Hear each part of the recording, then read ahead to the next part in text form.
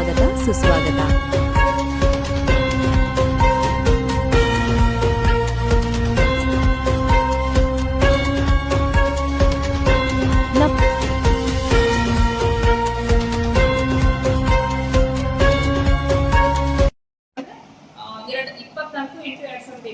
ಅಂದ್ರೆ ನಿನ್ನೆಯಿಂದ 22 ಅಕ್ಟೋಬರ್ 2026 ಇದೇನು 1822 ಮತದಾರರನ್ನ ನಾವು ಹಿಯರಿಂಗ್ ಮಾಡಬೇಕು, ವಿಚಾರಣೆ ಮಾಡಬೇಕು ಅಂತ ಹೇಳಿದ್ನಲ್ಲ, ಅವರೆಲ್ಲರಿಗೂ ನಾವು ವಿಚಾರಣೆಯನ್ನ ಮಾಡುವಂತ ಸಮಯ ನಮ್ಗೆ 40 ದಿನಗಳ ಸಮಯಾವಕಾಶ ಇರ್ತದೆ.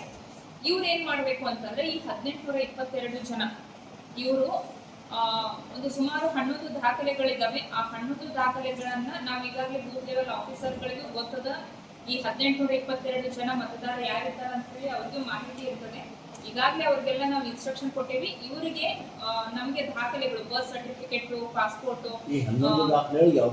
ಯಾವ್ದಾದ್ರು ಒಂದನ್ನ ಅವರು ಸಲ್ಲಿಕೆ ಮಾಡಿ AEROಗೆ ಸಬ್ಮಿಟ್ ಮಾಡಿ ಅವ್ರು ಕೊಟ್ಟು ಅಂತಂದ್ರೆ ಅವರನ್ನು ಸಹ ನಾವು ಅಪ್ರೂವಲ್ ಮಾಡ್ತೀವಿ. ನಾನಾ ಕಾರಣಗಳಿಂದ ಆ ಮತದಾರರ ಅರ್ಹತೆಯನ್ನ ದೃಢೀಕರಣ ಮಾಡೋದಕ್ಕೆ ಆಗದಂತಹ ಪರಿಸ್ಥಿತಿ ಇದ್ದಾಗ ಅಂತಹ ಪ್ರಕರಣಗಳು ನನ್ನ ಕಡೆಗೆ ಬರ್ತವೆ. ನಂತರದಲ್ಲಿ ನಾನು ಡಿಸಿಷನ್ ಅನ್ನು ತಗೊಂಡು ಮುಂದುವರಿತೀವಿ. ಅಂತಹ ಪ್ರಕರಣಗಳು ಈ 1822 ನಾವು ಬ್ಯಾಕ್ ಎಂಡ್ ಒಳಗೆ ಈಗಾಗಲೇ ನಮಗೆ ಸುಮಾರು ಒಂದು 15 ದಿನ ಕಾಲಾವಕಾಶ ಇದ್ದಾಗ ನಾವು ಈ 1822 ಪ್ರಕರಣಗಳನ್ನ ಪರಿಶೀಲನೆ ಮಾಡಿದ್ವಿ. ಅಂತಹ ಅರ್ಹತೆ ಇರ್ಲಾರ್ದಂತಹ ಮತದಾರರು ಯಾರು ಇಲ್ಲ ಅಂದ್ರೆ ಸ್ಪಷ್ಟತೆ ಇದೆ. ಈ ಮತದಾರರಿಗೆ ವಿಚಾರಣೆ ಕರೆಯುವಂತಹದ್ದು ಮತ್ತು ಏನು ನಾರ್ಮ್ಸ್ ಪ್ರಕಾರ ನಾವು ಅಧಿಕೃತವಾಗಿ ನಾರ್ಮ್ಸ್ ಪ್ರಕಾರ ಏನು ಕೆಲಸ ಮಾಡಬೇಕು ಅದನ್ನ ಮಾಡಿ ಮುಗಿಸ್ತೇವೆ. ಇನ್ನು ವಿಚಾರಣೆ ಯಾವ ರೀತಿ ಆಗ್ತದೆ ಈ 1822 ಜನರಿಗೆ ಅಂತಂದ್ರೆ, ಸಾವಳಗಿ ಹೋಬಳಿ ಮತ್ತು ಜಮಖಂಡಿಯ ಗ್ರಾಮೀಣ ಭಾಗ, ಜಮಖಂಡಿ ಹೋಬಳಿಯ ಗ್ರಾಮೀಣ ಭಾಗ ಮತ್ತು ಜಮಖಂಡಿ ಸಿಟಿ ಅಂತ ಹೇಳಿ 3 ಭಾಗ ಮಾಡ್ಕೊಂಡಿದ್ದೀವಿ. ಇಲ್ಲಿ 4 ಜನ AERಗಳು ಅಂದ್ರೆ ತಹಶೀಲ್ದಾರ್ ಜೊತೆಗೆ ನಗರಸಭೆ ಕಮಿಷನರ್ ಮತ್ತು ಇನ್ನು 2 ತಾಲೂಕಾ ಮಟ್ಟದ ಅಧಿಕಾರಿಗಳನ್ನ ನಾವು ನೇಮಕ ಮಾಡ್ಕೊಂಡಿದ್ದೀವಿ.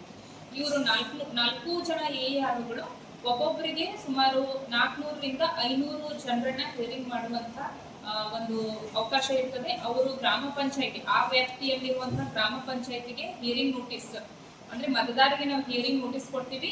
ಈ ದಿನಾಂಕದಂದು ನೀವು ಈ ಸಮಯಕ್ಕೆ ಈ ಪ್ಲೇಸ್ಗೆ ನೀವು ಬರ್ರಿ ಅಂತ ಹೇಳಿ ತಮ್ಮ AERಗಳು ಮಾಹಿತಿ ಕೊಡ್ತಾರೆ.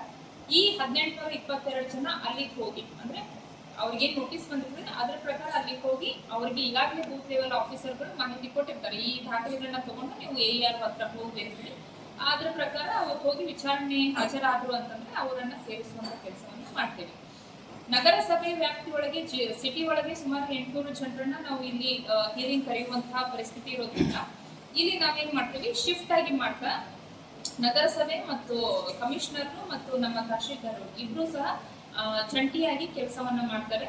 1825 ಇರುವಲ್ಲಿ ಎಲ್ಲೆಲ್ಲಿ ಸರ್ಕಾರಿ ಕಟ್ಟಡಗಳಿದ್ದಾವೆ, ಈಗೆಲ್ಲ ತಮಗೆಲ್ಲ ಗೊತ್ತು, ನಾವು ಫೆಸಿಲಿಟಿ ಸೆಂಟರ್ಗಳನ್ನೆಲ್ಲ ಮಾಡಿದ್ವಿ. ಸುಮಾರು 11 ಜಾಗದಲ್ಲಿ ಫೆಸಿಲಿಟಿ ಸೆಂಟರ್ಗಳನ್ನ ಮಾಡಿದ್ವಿ. ಅವುಗಳಲ್ಲಿ ಮತ್ತೆ ಯಾವುದು ಉಪಸ್ಥಿತ ಅಂದ್ರೆ ನಮ್ಗೆ ಯಾವುದು ಕರೆಕ್ಟ್ ಪ್ಲೇಸ್ ಅನಿಸ್ತದ ಅಂದ್ರೆ ಯಾವ ಮತದಾರ ಯಾವ ಜಾಗದಲ್ಲಿ ಈ 800 ಮತದಾರ ಜಾಸ್ತಿ ಸಂಖ್ಯೆ ಅದನ್ನು ಆ ಕ್ಷೇತ್ರದಲ್ಲಿ ಆ ಮತದಾರರಿಗೆ ಅನುಕೂಲ ಆಗುವಂತ ಯಾವ್ದಾದ್ರು ಶಾಲೆ, ಸರ್ಕಾರಿ ಕಟ್ಟಡ ಇತ್ತು ಅಂದ್ರೆ ಅದನ್ನ ಐಡೆಂಟಿಫೈ ಮಾಡಿ ಹಿಯರಿಂಗ್ ಕರೆಯುವಂತ ವ್ಯವಸ್ಥೆಯನ್ನ ನಾವು ಮುಂದಿನ ದಿನಗಳಲ್ಲಿ ಮಾಡೋದಿಲ್ಲ.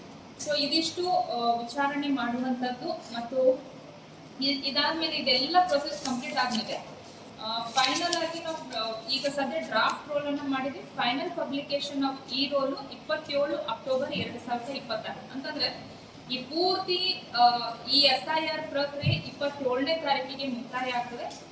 ಸೋಫಾರ್ ಜಮಖಂಡಿ ಸಾರ್ವಜನಿಕರು, ಜಮಖಂಡಿ ಮತಕ್ಷೇತ್ರದ ಮತದಾರರು ಬಹಳಷ್ಟು ಆಕ್ಟಿವ್ ಆಗಿ ನಮ್ಮ SIR ಪ್ರಕ್ರಿಯೆಯಲ್ಲಿ ಭಾಗವಹಿಸಿದ್ರು. ನನ್ನ ವಿನಂತಿ ಏನಂತಂದ್ರೆ, ಅಗೇನ್ ಡ್ರಾಫ್ಟ್ ರೋಲ್ ಅನ್ನ ಅವರು ಪರಿಶೀಲನೆ ಮಾಡಲಿ. ಅದು ECI ವೆಬ್ಸೈಟ್ ಒಳಗೂ ಸಹ ಅವೈಲೇಬಲ್ ಇದೆ.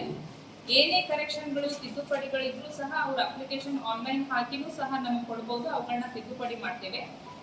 ಅಂಡ್ ಯಾವುದೇ ಹೆಸರು ತಪ್ಪಿರ್ಬೋದು, ವಯಸ್ಸಿನ ಅಂತರ ಇರ್ಬೋದು,